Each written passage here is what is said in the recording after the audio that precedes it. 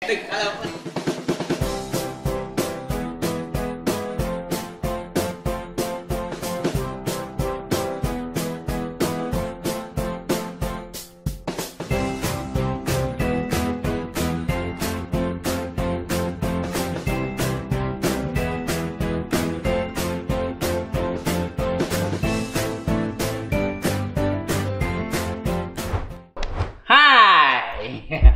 ketemu lagi di podcast Genbes DHB. Kali ini agak sedikit berbeda.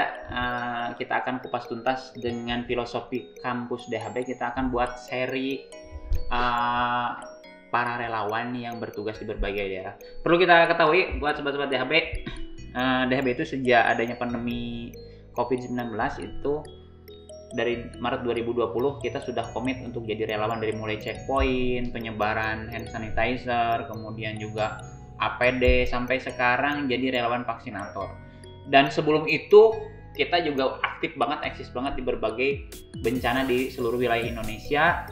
Dan sejak berdiri DHB juga sudah ada yang namanya posko lebaran. Dan hari ini kita akan coba sharing dengan beberapa teman-teman kita yang jadi relawan, tentunya tanpa menepikan teman-teman yang lain, karena semua mahasiswa DHB pasti pernah terjun jadi relawan, terutama sekarang relawan vaksin yang kerjasama dengan Kodam 3 Siliwangi. Hari ini kita kedatangan tamu yang enggak asing sebetulnya. Suka pernah warawiri juga sebagai hostnya Genbes juga. Terus juga jadi talent juga, kemudian juga duta kampus. Kang Devila, nggak usah kenalan lah. Oke, sekarang Devila kegiatan apa sih sekarang yang lagi sibuk? Kalau lagi sibuk di BEM sih Pak. Sekarang lagi di Mendagri. Ya, jadi Menteri Dalam Negeri. Lagi sibuk sama ormawa-ormawa yang lagi ngadain program kegiatan di luar, apalagi buat kayak tahap-tahap akhir kayak gitu buat pengukuhan. Karena sekarang pengawasannya di Mendagri. Iya, di Mendagri. Wow. Jadi ini selepas jadi duta kampus sekarang jadi Mendagri, Menteri Dalam Negeri BMKM Stikes. Tapi kita yang akan bahas sekarang adalah tentang kerelawanan. Iya. Oke. Dan terakhir Devila penugasan kemana? Di Kuningan. Di Kuningan berapa lama? 2 minggu. Wow, orang Kuningan, Kabupaten Kuningan yang lamanya kuda jingkrak ya? Ya. Di sana dingin ya? Dingin Pak, dingin. Kalau di daerah Cigugurnya, di daerah atas itu kita dingin, tapi kalau misalnya ada ke desa-desa itu ada yang panas. Dan pas kita kemarin turun itu beberapa daerah ada yang panas, ada yang hujan terus, malah dari awal kita datang ke desa sampai kita pulang ke vaksin pun hujan gitu. Door to door? Ada yang door to door, kita ada yang juga stay di Koramil atau di balai desa kayak gitu. Nah, sebetulnya Devila kan juga udah ke beberapa wilayah aja sih. Ke pertama yang kemarin di Rancakek, Kabupaten Bandung. Terus jadi vaksinator juga di daerah Kelurahan Babakan, Ciparai juga. Tapi yang paling jauh ke Kuningan. Kuningan itu yang kita sekarang kupas tuntas itu Kuningan. Devila ini jadi relawan yang ditempatkan di Kuningan selama 2 minggu berdampingan dengan Kodim di sana ya. Ya, Kodim penugasan dari Kodam 3 Siliwangi. Oke. Kita bicara sekarang Kuningan. Sebetulnya ketika penempatan di Kuningan itu ditugasin ya sebetulnya. Ya. Ada nggak penolakan dalam diri Devila? Penolakan nggak, karena memang udah excited pengen cepet-cepet kelompok kita yang turun Pak. Kelompok 3 kapan nih turun buat? Jadi kan kamu nunggu-nunggu? Iya, kita udah nunggu-nunggu kemana nih, dan kita nggak mau yang deket-deket, pengen yang ke desa-desa ya. Karena kan tadi kita kampus lawan, berarti kita harus cari-cari yang terpencil. Jadi kelompok kita tuh untungnya excited banget nih, oh di Kuningan pasti ke desa-desa. Jadi kita berangkat, tinggal prepare segala macam sampai kelompok kita itu, tim kita itu paling kompak dan paling banyak bawaannya Pak, barang-barangnya. Itu buat segala dibawa buat persiapan kita di Kuningan gitu selama 2 minggu. Terus ketika datang ke sana, Kuningan termasuk daerah yang asing nggak buat WP atau pernah ke sana dulu? Kuningan salah satu daerah asing, belum pernah kemana-mana, belum pernah keluar kota, maksudnya ke Kuningan belum pernah. Jadi pas datang itu kayak, oh gini ya Kuningan, ngeliat kayak di Bandung karena jarang kayak sawah ngebentang banyak, terus banyak pohon-pohon yang udara sejuk, bahkan gak ada macet Pak. Di Kuningan tuh gak ada macet. Stopan itu aja kayak jarang. Jadi kayak oh gini ya Kuningan kayak gitu. Baru pertama kali. Dan kamu excited banget? Bener-bener excited, kayak pas datang ke itu Kodim, disambut sama dandimnya, dikasih tempat ini penginapan di Jalan Cigugur. Kan kita nginapnya di Cigugur yang bener-bener desa, jalan ke atas itu dingin banget Pak, yang memang seumur hidup nggak perlu kayak AC sama kipas itu gitu Pak. Itu di Kuningan yang saking dinginnya di daerah Cigugur. Yang paling berkesan di Kuningan apa sih? Cuacanya, orang-orangnya atau apa sih? Segalanya Pak, semuanya. Orang-orangnya, cuacanya, terus kayak petugas poskes di sananya, bagian PNS-nya di sana, tentara-tentaranya, alhamdulillah welcome ke kita, nerima kok. Oh anak DHB gini gitu. Cara kerjanya kayak gimana sih? Kalau cara kerjanya kita tuh Pak ada udah sampai ke satu dibagi jadi tim-tim kecil kita 7 tim itu yang dimana setiap harinya kita sasarannya 7 koramil kayak gitu. Jadi nah keliling. Ya keliling 7 koramil. Nah biasa yang paling jauh itu di daerah Desa Subang, namanya Desa Subang Pak, di Kuningan itu. Di Subang itu perbatasan sama desa saya, Ciamis. Desa Subang. Nah itu katanya itu kan biasanya cuma cowok-cowok aja yang diturunin karena memang sepak terjangnya buat masuk ke sana itu kayak jalannya berliku-liku Pak. Nah itu yang paling jauh, itu yang banyak yang itu. Aku aja waktu itu ditempatin di Ciniru mabok loh Pak, muntah keluarnya. Kamu naik apa sih? Naik elep, tapi di elep itu harusnya kapasitas 8 orang jadi 15 orang dimasukin semua. Karena kita kan ngejar target Pak. Jadi di sana itu kalau di Kuningan itu tuh vaksinnya ada, orangnya nggak ada Pak. Jadi orang yang mau divaksinnya nggak ada? Iya nggak ada, nggak mau. Kenapa? Ya karena itu banyak yang meninggal, banyak yang sakit. Jadi mereka terekspos dengan apa ya? Dengan isu, dengan hoax bahwa yang habis divaksin meninggal, sakit. Terus juga ada statement nggak yang divaksin itu haram? Ada nggak yang dengar? Kalau sejauh itu nggak ada sih, paling kayak jangan paling yang sakit aja gitu. Saya nggak ini Pak, saya rata-rata saya punya asma tanpa ada konseling dulu ke petugas puskesmas terdekat. Jadi karena mungkin dia ingin nolak, tapi gimana caranya? Iya gitu. Nanya terus di saat screening nih paling berkesan tuh kalau misalkan ada yang di screening anak-anak Kuningan ya harus pasti sebagian screening itu orang-orangnya benar orang Kuningan itu benar-benar teliti Pak nanyanya.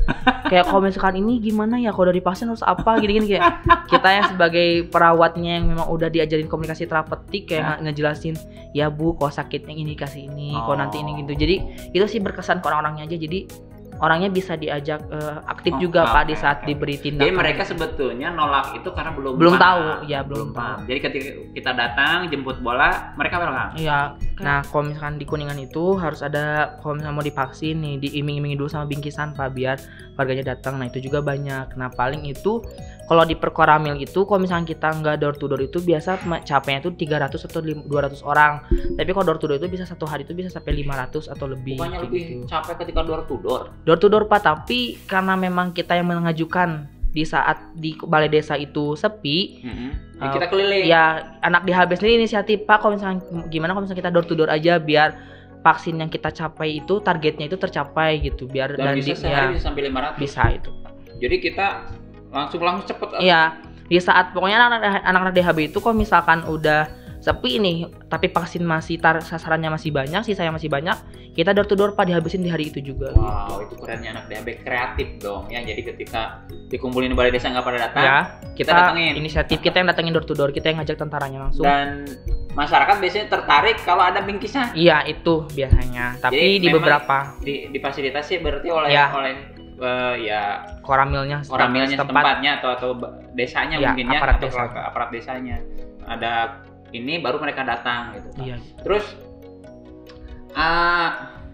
kalau bicara ada nggak momen-momen dimana katakanlah berkesan ya gitu kan? Ada nggak momen paling berkesan?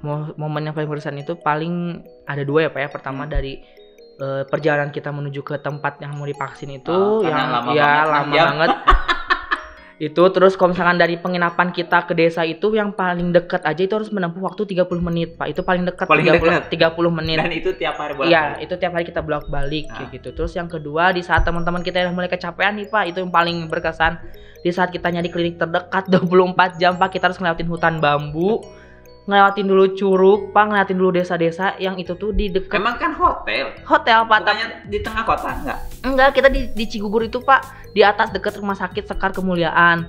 Tapi karena kita kan perawat ya, setidaknya kita tahu intervensi apa yang harus kita kasih ke teman. Nah, mending kita bawa dulu ke klinik nih Pak, inisiatif lah kita nyari klinik terdekat di Google Maps itu. Klinik terdekat, cuma 7 km. Kalau di Bandung kan 7 km dekat Pak. Kalau pas dia sampai di sana kliniknya itu hotel penginapan kita di daerah sedikit kota. Penginapan klinik itu tuh ada di kaki Gunung Cermek Pak. Bayangin kita bawa yang sakit cuma 2 motor. Berapa orang yang sakitnya? Yang sakitnya 2 orang, kita bawa pakai motor, Pak. Kan terakhir waktu saya dengar ada laporan dari Devila juga kan, ada 6 orang ada 6 orang yang sakit. Ya, yang sakit itu kenapa sih? Kita itu mungkin Pak karena kalau kecapean kegiatan enggak, tapi kayaknya karena cuaca pertama yang berubah-ubah, terus perjalanan gitu Pak, kayak mungkin masuk angin, kecapean gitu karena ya tadi yang seperti yang Devila bilang tadi, paling dekat aja 30 menit Pak jarak tempuhnya itu. Untuk ke lokasi Koramil itu gitu. Nah itu dari Koramil itu dibawa lagi ke desa-desa itu Pak, yang makanya kayak oh gini, bahkan Devila juga baru tahu ada puskesmas pembantu, puskesmas inti, poskes itu baru tahu di Kuningan Pak. Kalau misalkan ada puskesmas, ada lagi puskesmas pembantu. Oh yang jadi memang satu wilayah itu biar nanti terbagi dengan beberapa itu ada puskesmas pembantu. Iya, nah kita terus stay lagi ke sana dilempar-lempar, bahkan ada yang satu tim itu cuma 2 orang. Jadi untuk hanya vaksinator aja? Iya, vaksinator dan screening. Dan IT dan IT. Bahkan Devila juga pernah screening pokoknya di satu meja itu screening, tensi, sama vaksin. Oh, bisa sama sendiri. Jadi saking kitanya targetnya terlalu banyak dan orangnya terbatas. Biar cepat juga gitu. Dibagi-bagi lokasi. Nah, terus masyarakat kan saya juga benar mendengar juga nih, masyarakat ada yang sampai ngasih makanan, ada nggak kayak gitu? Ada Pak, di kita itu teman-teman kita tuh dibekelin pete sama mangga Pak. Kita bawa 2 kardus gitu, 1 kardus. Itu dari masyarakat? Itu dari masyarakat yang ngasih kayak, ini buat Neng, buat itu. Nah, kenapa sih mereka bisa ngasih gitu kayak gitu? Kira-kira kenapa?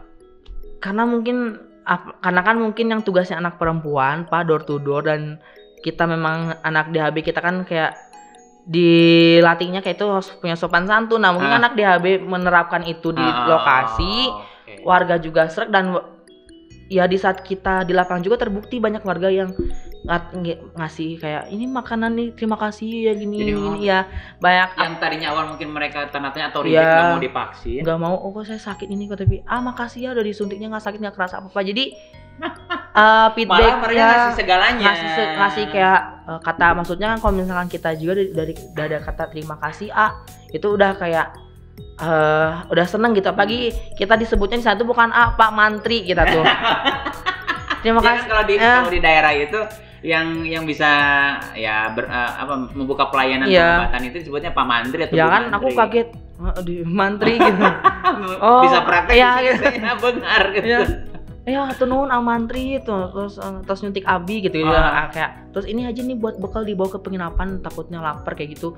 Nah itu entar berbentuk nasi, entah berbentuk kayak makanan warung, atau entah berbentuk yang paling banyak itu buah mangga sama pete. Dan itu berkesan banget. Iya, itu Pak pembelajaran. Jadi tanpa kita harus memberi uang juga, dengan memberi kita kayak pelayanan yang baik juga, feedbacknya kita juga, ya segala sesuatu juga nggak berbentuk uang dan materi, itu yang kita dapat dari Kuningan itu. Oke. Dan yang paling istimewa dari Kuningan sebetulnya apa sih menurut Devila nih? Yang paling istimewa? Cuacanya yang ekstrim? Pembelajaran sih Pak, feedback yang kita dapat. Pembelajaran di mana kita cara kayak apa sih belajar di saat kita memberitahu orang yang awam itu, kita terus ngapain aja sih? Apa dulu langkah yang kita, nah kita di situ yang di kampus kita cuma teori, tetapi pas di lapangan kita benar harus dipraktekkan dan ketemu dengan beberapa orang yang gak ngerti dan gak mau ngerti, bahkan ada yang kayak marah-marah, dan itu ada Pak di saat kita minta. Malah yang lucunya gini, ada yang mau divaksin ketiga kalinya, itu Sinovac Pak. Udah di screening, kita tanya kan, di screening, pas di meja screening, Pak vaksinnya? Iya, vaksin kedua, katanya iya kedua. Pas di meja vaksinator, lihat sertifikatnya kedua. sama anak DHB. Bapak, ini sertifikat yang kedua, kenapa harus mau divaksin? Ya saya kan mau vaksin ketilu. Itu kayak booster. Ya gitu.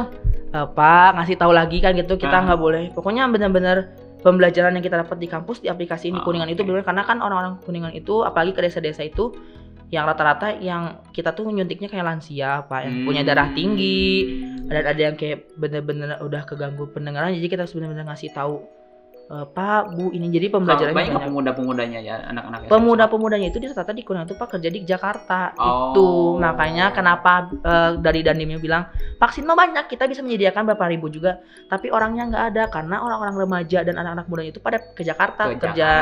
Yang tinggal tuh ya itu lansia kayak gitu, yang udah susah beraktivitas, yang kayak gitu. Dan juga punya dari komorbid lah, penyakit bawaan.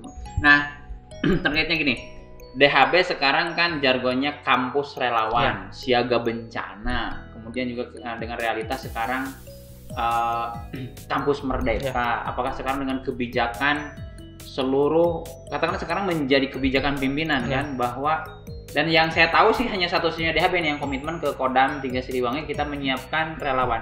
Menurut Devila ini membantu nggak dengan proses pembelajaran Devila? Membantu banget Pak. Kalau misalkan kata aku membantu banget, apalagi kita yang misalkan aku juga merupakan anggota tim kes nih, yang benar-benar harus punya jam terbang banyak. Bisa kita menemukan orang, kita harus banyak terjun di lapangan. Jadi ini tuh salah satu, makanya aku sempat bilang di grup WRC terima kasih atas pengalaman yang nggak bisa dikasih sama siapa-siapa. Karena belum tentu juga nanti kalau misalnya Devila lulus kerja di rumah sakit, Devila bisa kayak gini.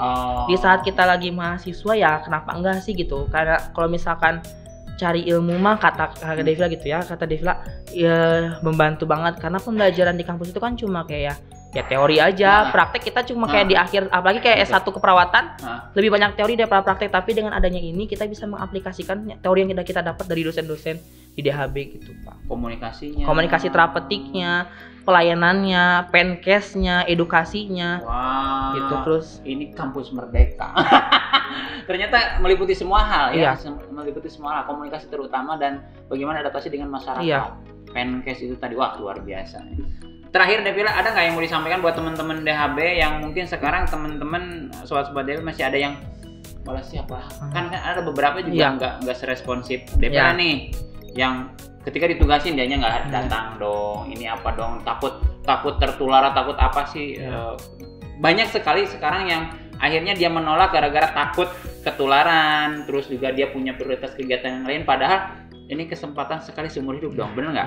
Di saat pandemi nggak mungkin dong, kayaknya kecil kemungkinan ada pandemi lagi selama kita hidup ya. Pesan-pesan buat sobat DHB. Kalau pesan-pesan buat Devila sendiri, bukan, kita sama-sama mahasiswa, selagi kita masih mahasiswa, selagi kita masih dinaungi di bawah instansi, banyak-banyak cari pengalaman karena mahasiswa salah mah udah wajar, udah lumrah. Kalau misalnya kita ada bener mah, selalu bener mah, kita udah jadi dosen dong Pak ya, nggak jadi mahasiswa.